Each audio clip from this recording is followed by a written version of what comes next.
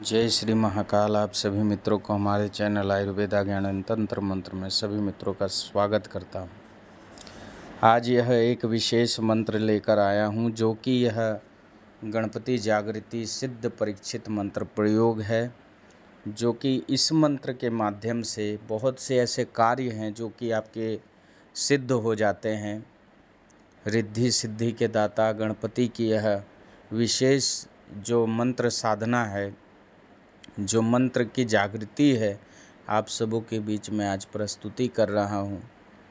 तो इसके कई सारे ऐसे लाभ हैं, जैसे कि कोई भी कार्य में आप हाथ डालते हो, अगर इस मंत्र की आपने जागृति कर रखी है तो आपको हर क्षेत्र में कामयाबी दिलाते हैं। और दूसरी बात है कि समस्त जगत आपके वशीभूत रहता है। आपने देखा होगा, एक व्यक्ति अगर कोई भाषण कर रहा हो या एक व्यक्ति ही पूरी सभा को जीत लेता है, तो अगर इस विद्या को आपने सिद्ध कर लिया तो पूरी सभा को आप जीत लोगे। ऐसा मैं आपको पूर्ण गारंटी के साथ बोल सकता हूँ। तो इस मंत्र के माध्यम से आपको कई ऐसी विद्याएं जो है आप रूपी प्राप्त होने लगेगी। कई ऐसी सिद्धियां जो है इस जागृति के माध्यम से आपको प्राप्त होने लगेगी। आपके जिह्वा में जो भूलने की आदत है और जिह्वा में जो चीज़ चढ़ती नहीं है वो चढ़ने लगेगी। माथे पर आकर के साक्षात रिद्धि सिद्धि विराजमान हो जाती इस मंत्र का अगर आप प्रयोग करते हैं। इसके साथ अगर आप इस मंत्र का प्रयोग करते हैं तो समस्त जितने भी गणपति के गण हैं वो भी साथ साथ जागृत हो जाते हैं। तो इस मंत्र का प्रयोग मैं आप सबों के बीच लाने का उद्देश्य यह है कि जो लोग भूत प्रेत की सिद्धि करते हैं, चाहे कोई भी अन्य योनि की सिद्धि करते हैं, तो मैं अगर चुनना बोले कि कोई अगर चुनना हो कि कौन सी साधना की जाए, तो मैं आप सबों को एक ही चीज़ बोलना चाहूँगा, जितना हो सके सात्विक देवी देवताओं की आप जागृति करें। क्योंकि जो भी अगर उन शुद्र चीज़ों की सिद्धि करते हैं तो उसमें मोक्ष की प्राप्ति नहीं होती है। इस चीज़ का हमेशा ख्याल रखिएगा।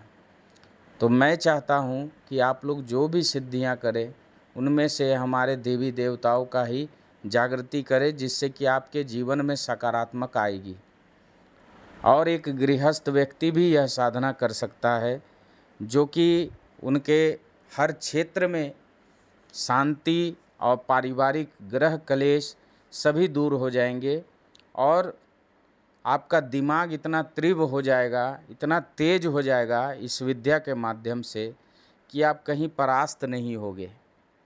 तो यह मंत्र की साधना मैं बता रहा हूँ। सर्वप्रथम तो सोमवार के दिन जा कर के भगवान भोलेनाथ, माता पार्वती की अगर दर्शन करें और उनकी पूजा अर्चना करें, उनसे आशीर्वाद लेकर के गणपति विघ्न विनाशक का ध्यान करके कि मैं उनकी साधना हेतु आपसे अनुमति लेता हूं और मैं उनकी साधना मंगलवार से मैं शुरुआत कर रहा हूं। एक घी का आप दीपक जला लेंगे गणपति के सामने, मोदक का भोग लगा लेंगे और कंबल के आसन या ऊन के आसन लेकर के विराजमान हो जाएंगे। और लाल चंदन का माला हो तो अच्छा है, और नहीं तो आपको जैस्पर स्टोन सूर्यकांत मणि की माला ले लेनी है, जिसको जैस्पर स्टोन भी बोलते हैं। देखो लाल रंग के दाने वाली आती है, उसे आप ले सकते हैं। उसके ऊपर मंत्र का जाप करना है। तो यह जो है यह सिद्ध सावर मंत्र है जो कि आप सबों को मैं दिया हूँ। यह अन्यथा कहीं प्राप्त नहीं होगी, गुरुमुखी से प्राप्त है जो ये दिया हूँ। इस मंत्र के माध्यम से 108 बार आप जाप इसका प्रतिदिन करेंगे, इस मंगलवार से उस मंगलवार तक।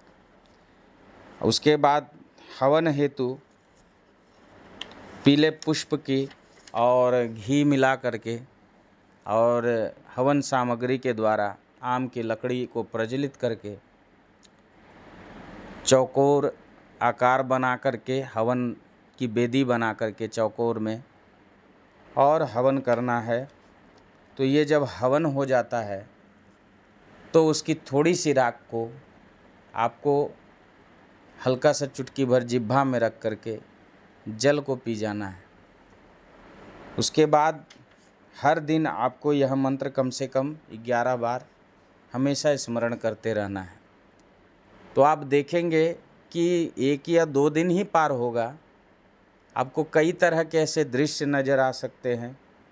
तो इस हेतु पहले अपना रक्षा कवच अपना चारों ओर और आसन बंधन कर ले, और जब साधना ख़त्म हो तो आसन खोलना भी जान जाए तो ज़्यादा अच्छा रहेगा। तब कई तरह के ऐसे दृश्य हैं जो आपको मन में वेग बन के दिखेगी, तो उसे घबराना नहीं है।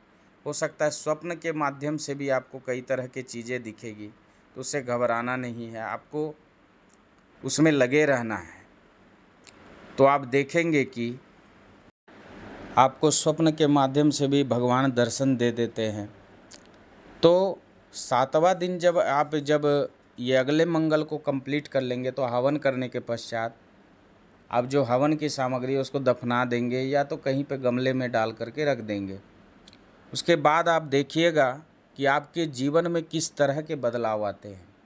आपके जो बिगड़े हुए काम हैं वो सभी बनने लगते हैं, उनकी कृपा आपके ऊपर बन जाती है।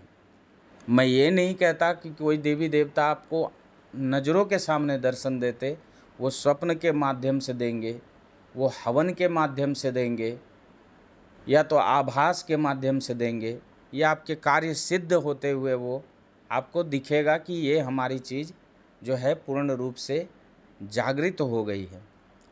तो इस मंत्र का जब आप प्रयोग कर लेंगे तो आपके जीवन में कई तरह के ऐसे चेंजिंग आएंगे, कई तरह के ऐसे विघ्न जो हैं वो निवारण हो जाएंगे, और आप एक सफल और सिद्ध साधक बन जाएंगे, जो कि आप किसी को भी अपना यह ज्ञान बांट सकते हैं।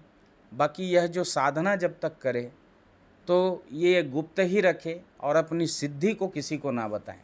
अनुभव सिर्फ अपने गुरु को बता सकते हैं, ये चीज़ आप ख्याल रखिएगा। और जब साधना संपन्न हो जाए तो कुछ गरीबों में कुछ दान पुण्य कर लेंगे, और भगवान के मंदिर में जाकर पूजा प्रसाद जरूर अवश्य से चढ़ाएंगे, तो आपका वो कार्य सभी सफल होगा। जहाँ आपको समझ ना आए तो आप मुझे कमेंट में पूछ सकते हैं कि ये चीज़ में हमको क्या करना होगा, तो मैं आपको कमेंट में ज़रूर जवाब दूंगा।